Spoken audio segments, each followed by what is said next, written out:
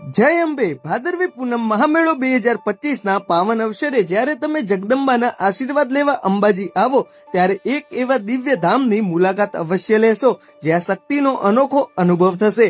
અંબાજીથી માત્ર 1 કિલોમીટરના અંતરે ખેડબ્રહ્મા હાઈવે પર આવેલું છે ભવ્ય કામાક્ષી દેવી મંદિર। આ એ સ્થાન છે જ્યાં તમને 51 શક્તિપીઠોના દર્શન એક જ જગ્યાએ કરવાનો અદ્ભુત અવસર મળશે।